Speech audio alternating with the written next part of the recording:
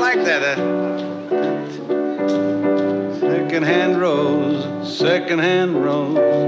Her surgeon just gave her a second-hand nose. I don't think you wrote that. Open your mouth. You know, I've been a little dragged lately, but you just remember the famous words of the Pope, who once said to Michelangelo, "You can come down now, we've decided to wallpaper."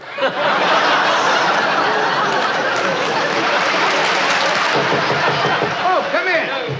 Hey! Up there, Norman. Norman Crosby. Woo-wee. I got you? Hey, I'm sorry I'm late, Dean. I had to go to the doctor's. That's all right. We've been doing everything wrong anyhow. Yeah, I got a touch of gregarious reluctance. You ever had that? No. It's like a rapture, but it don't hurt, you know. I hate to go to doctors. I really do. They make me cuckoo. I really hate doctors. This doctor especially, he got an old nurse. You know, one of them real old, creepy old nurses. She's got wrinkled stockings. You know that kind?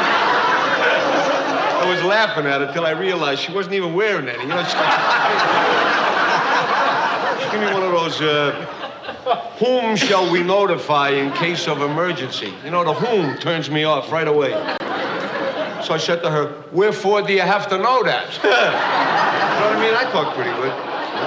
She said, "Well, the doctor has to know who to call in case there's something wrong." I said, "Tell him to call a better doctor." I always like to go to a lady doctor. It's nice to have a woman tell me to take my clothes off for a change, you know? Instead of the other way around. They give you all the good ones. You know? Then he come out, the doctor, and he says to me, gave me a thorough illumination, complete, you know? Then he says to me, "Well, you got low blood pressure, but I'm not worried about it." I said, "Marvelous. If you had low blood pressure, I won't worry about it." They're creeps anyway. I hate doctors. I mean that. I shouldn't say that out loud, but they're creeps. All of them. Physicians, surgeons, psychiatrists, deviated sections, every one of them. They go to that medicinal school. They got to sign like a hypocrite oath, right? The graduate. You know about that? Yeah, that's a promise not to squeal. Here it is. That's why they wear masks when they operate, the surgeons. Sturgeons? In case something goes wrong, you say, "Who done it?" The guy says, "I don't know, I had a thing over here." You know who really does good, though? I gotta say, the research guys. They're the most best ones, the research guys, because they help people. I mean, really, if it wasn't for Fahrenheit, doctors wouldn't know how to take temperatures, right? And if it wasn't for, like, Pasteur, they wouldn't know how to kill germs. And before William Penn, they used to write the prescriptions with a pencil. Did you know that?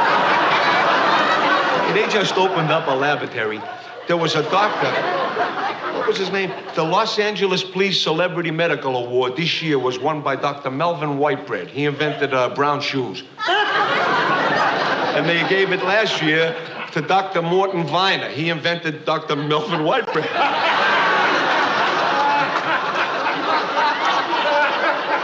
But you know what? I read this in the paper. I couldn't believe it. They opened up a laboratory in Burning Blanket, Arizona. They took a flea. You believe this? In a big laboratory, and they're teaching the flea to fly.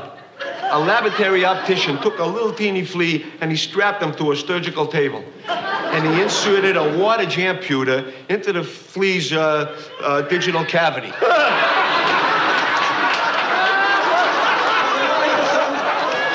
Serious now, sit still.